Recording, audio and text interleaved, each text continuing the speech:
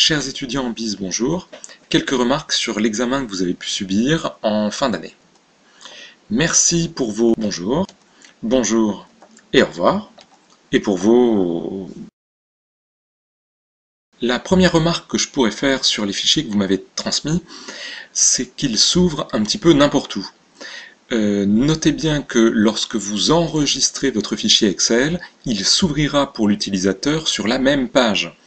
Si vous avez envie que le fichier s'ouvre sur l'onglet Accueil, il faut que vous mettiez sur l'onglet d'Accueil au moment où vous enregistrez pour la dernière fois le fichier avant de le transmettre. La seconde remarque, c'est que certains fichiers ne contiennent pas les unités, c'est-à-dire que les chiffres n'ont pas été mis en forme.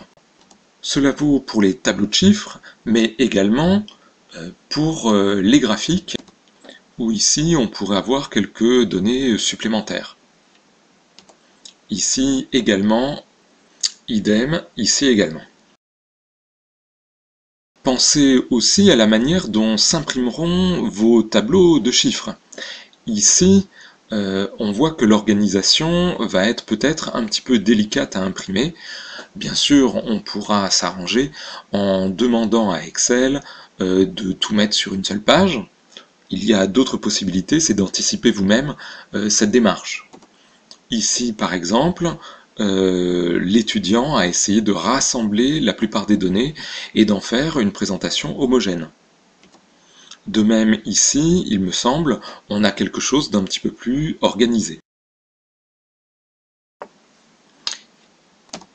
En termes de présentation, j'ajouterais que j'ai une préférence pour l'enlèvement du quadrillage d'arrière-plan.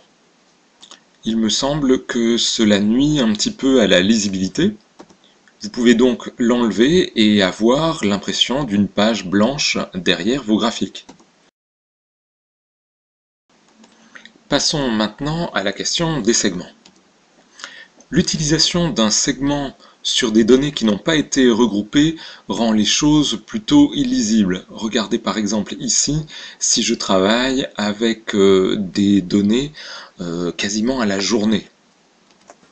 Le regroupement vous permet bien sûr d'avoir les choses un petit peu plus simples pour les parcourir.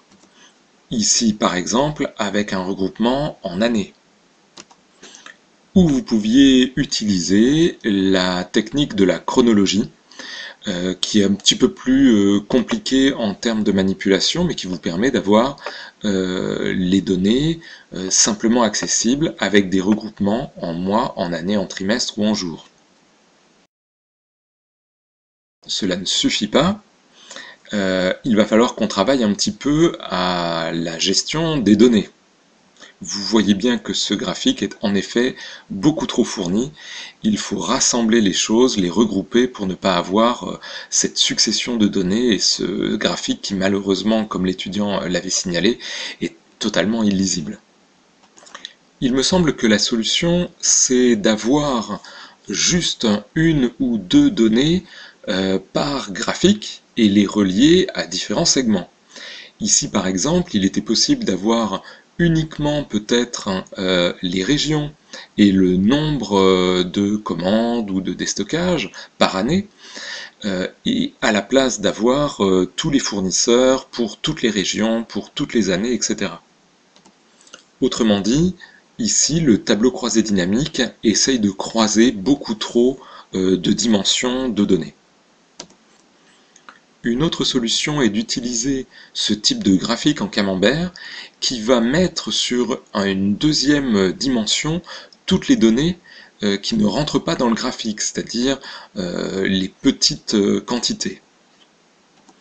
Enfin, dans les propriétés de vos graphiques, de vos segments, n'hésitez pas à indiquer que vous ne souhaitez pas qu'ils se déplacent avec les données.